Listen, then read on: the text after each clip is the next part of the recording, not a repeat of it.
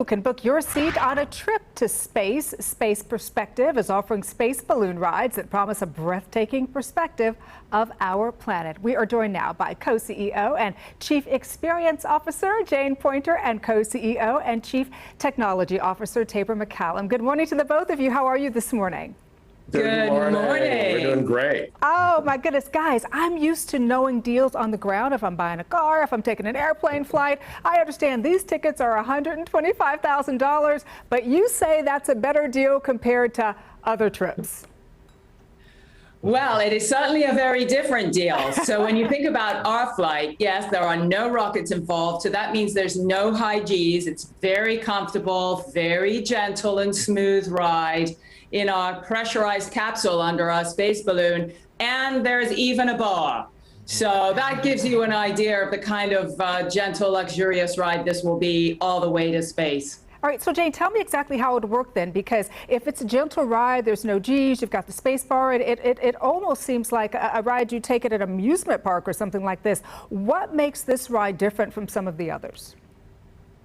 Well, look at the view. So you get to see that view for hours. So if you think about the rocket rides, you really need training. Some people are going to get probably a little scared about going on a rocket. The idea of this is to completely reimagine space travel so that it is something that a lot of people can do because it's so accessible, it's so physically accessible. And that view is the quintessential astronaut experience.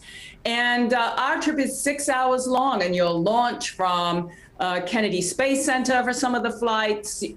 This is what we did with our test flight just recently. We went up to 100,000 feet, went across the peninsula and splashed down in the Gulf. You'll get picked up by a ship and brought ashore, and it is simply going to be, for many people, perhaps even a life-transforming experience. That's what astronauts tell us when they talk about seeing the Earth in space. It does sound like a life-transforming experience for sure. Tabor, I do want to talk to you because I know that you recently completed your first test flight. How did it go for you? How high up did you go? And what are the next steps here? So we launched from the Space Coast, and we went up to 108,000 feet, so a bit higher than we would go, just to make sure everything was good at that altitude. We transited across the peninsula of Florida and then splashed down in the Gulf exactly where we wanted to be. The recovery ship is exactly positioned at the right place. So all of our telemetry systems and propagation systems for our trajectory worked great. It was a super successful flight. So we're really excited about it. Tabor, let's talk about this splashdown. When you splash down, how do you get out of it? And how do you get on to what's going to take you back to the Kennedy Space Center?